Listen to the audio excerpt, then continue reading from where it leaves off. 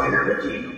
Hey YouTube, Dawson Rider here. Welcome to my review for the Power Rangers Dino Fury Gold Blade Blaster, I believe is what they're calling it. But as you can see, it's effectively a Kamen Rider belt. No, it's the Gold Ranger's Morpher and his weapon that combined together. Was also sold as a set and separately in Japan. Bit of an interesting release, not because a Gold Ranger Morpher is an interesting release, although I guess it's almost like an anomaly nowadays. But it's interesting that we're getting it here at the beginning of a year before a third season with new suits and Morphers, instead of in the middle of the series after they skipped the traditional Morpher release for the previous one as well. So it's an interesting time to get it. Interesting release all around. Let's go over the aesthetics first and get it out of the way. Obviously, it does look a little bit cheaper. It's a lot better in a lot of ways than I thought. Getting it in person now, though, I have to say. I usually do have more comparisons. I have no idea where my MOSA changer went, so I'm only going to be able to cut away for footage for that. But I want to go over the dagger first because I do have the comparison for that, but then I will be able to still do a comparison to a degree to the Morpher. But this dagger here obviously is truly a dagger. It's really small, even compared to normal Sentai swords and daggers that are always small. Like, even when I was little, I thought they were small. But this is more like a butter knife. Like, just comparing it here, this is the Japanese version. There, obviously, you can see there's a huge difference in size. This one's much more in line with your classic PR dagger. And this is much more of a full-on, like, deluxe toy that was sold on its own with its independent sounds and functions. Whereas this is much more of an accessory. It's a piece of plastic. You can put the key here like this just for some role-play fun. Like, look at this. I'm a ranger! Other than that, you know, it doesn't have its own licensed sounds. It's basically just an accessory. An accessory, but I have to say, despite its size, it actually doesn't look half bad. And in fact, just looking at them, like, just aesthetically, this actually looks higher quality than this. The gold plastic doesn't look as cheap. You do have this sort of cheap gray, flimsy plastic here, which is par for the course, but you have something nice like the eye sticker there, which gives it personality, and just overall, it looks a little bit more professional. And for what it is and the size, it's overall not bad looking, I have to say. For this thing here, it was weird when I first saw it. It almost seemed as if you couldn't do the feature where you twist its head around, or it didn't lock in that way. But that's because right here, you'll see the visor pieces here aren't painted in. There's usually kind of a black shadow pointed in here so that it looks like a, you know, night visor. And so I'll cut away to some footage now of the Japanese version. You can see that. I think that's the most key missing detail. It's obviously a different size. The plastic looks like a higher quality overall. You'll be able to see in the footage some of the missing detail. It largely functions the same. Obviously, the key ports are different in the way they function, and you're going to have different sounds. But this thing, sans a couple things, actually is pretty close to the same type of function as the Japanese version, just, well, our version. I mean, as you can see from the footage, I think this is the missing paint that I would fill in the most because I think it really sells the sort of armor gimmick of flipping around the head and it looking like an armor-pieced helmet. I think that makes it look the cheapest and the most incomplete. But other than that, the only other detail I would miss is the gold paint on the underside of here. When I flip this up, you'll see that there was gold paint here. Even just on the one side, I would be happy with. I think just with those two, it would look 1000% better. You are missing the gold paint here and a little white stripe there. I'm going to be honest, I could give a fork about that. If those are missing, not a big deal to me for the cheaper toy. But I think these two would be nice to have those little extra paint details to not make it look so cheap. But otherwise, looking back on it, the general look of this thing, even in the Japanese version and the design of the Morpher, is not that complicated. So it's not like there's a lot missing. It's just unfortunately the quality of the plastic and stuff like the safety blaster make it look overall a little bit cheaper than the Japanese version, and it looks a little bit cheaper than the quality of the regular Morpher as well. But it's not as bad as you think. If this just had those couple extra bits of paint and was maybe a little bit upped, adding that in plus the quality of the sounds inside, it's honestly on par with the other deluxe releases. So I just wanted to get that out of the way. So yeah, it is rather cheap looking, and then those are the differences. As far as sounds go, you just kind of get some generic blasting noises at first, and you do get the lights there, and some roaring noises.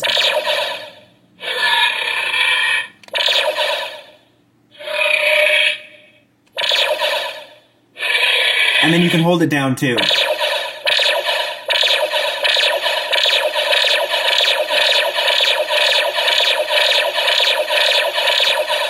It'll increase in intensity. And eventually it'll make kind of a powering down noise. Like that. And sometimes it'll have kind of a roaring, sleeping power down noise. Okay, and then obviously you can twist the head around like this. And you'll get some activation noises there, and you can see that it is the way it's supposed to look. It's just you can't see it as well, especially in the pictures. Like the first pictures I saw, it looked like it was totally blank, and it does look a little bit better in person, but at the same time, without those visors, it makes it look like there's that sleeping noise.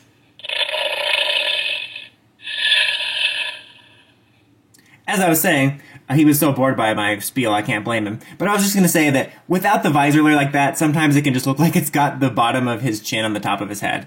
But in this mode, you get the same blasting noises, just without the roars intermingled. Now, obviously, you have the key functionality as well, which I'll show off here in just a second, but let me just take a look at the key. Aesthetically, pretty much par for the course. Overall, I actually like the look of this helmet here. I'll put up a little side-by-side picture comparison of the main Megazord one, but I think the helmet overall looks pretty good, and obviously you can swap it out with your Gold Ranger Mecha or any of the other ones that use the key slot, and then you have your par for the course little sticker bit over there. Gonna cut away real quick to just showing its sounds in the main Morpher. As per usual, the Dino Knight Morpher does not offer any different sounds. Alright, so here we got this, and I always put it in the wrong way.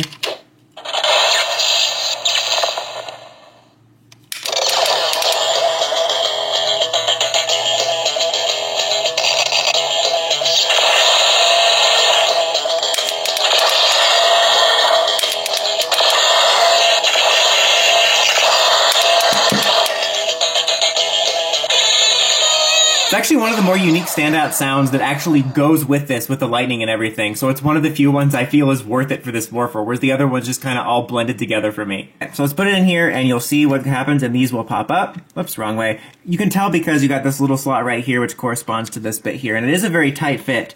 Toit like a toiga.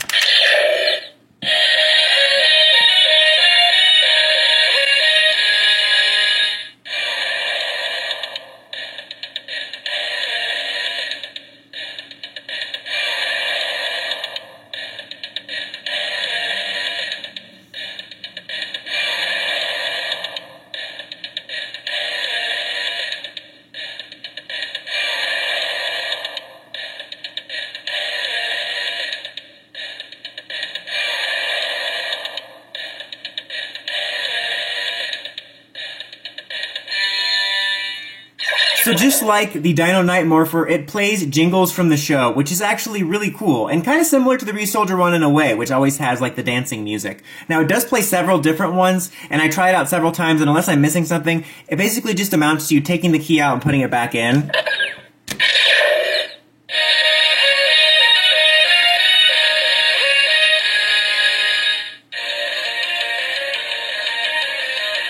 That's the first main changer one.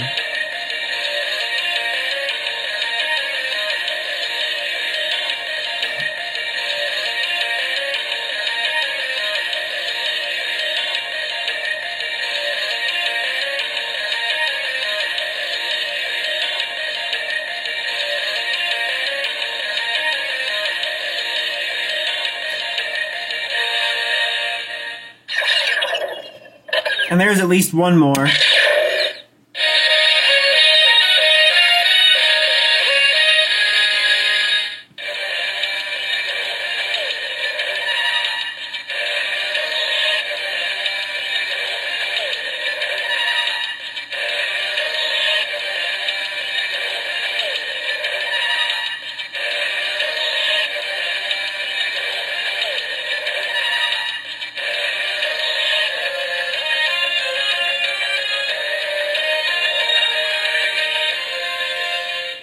And then it'll just continue to cycle through them when you do that.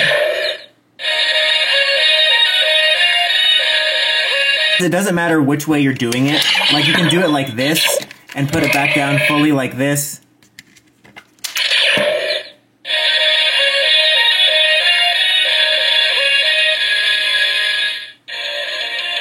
See, and it'll just do the same ones in the same cycle. It doesn't offer a differentiation. And you can activate different sounds during it. So that's not interrupted. Now I'll cut away to it being done. Obviously then you can attach the two together, which activates some sounds for this that are unique, including one that shows like it connecting. And again, this one doesn't have any electronics, so you're not going to get anything from this one.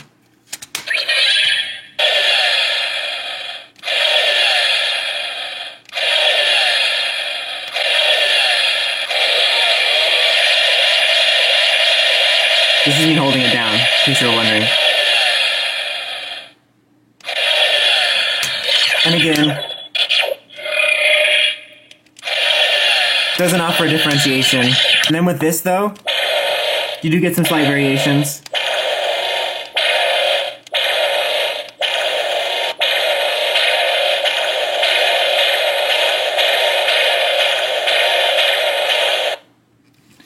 But again, no variations here.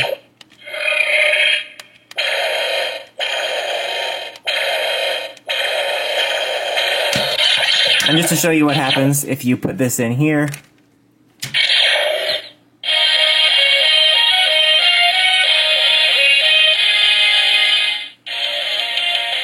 Same jingle, so it doesn't really change it up all that much.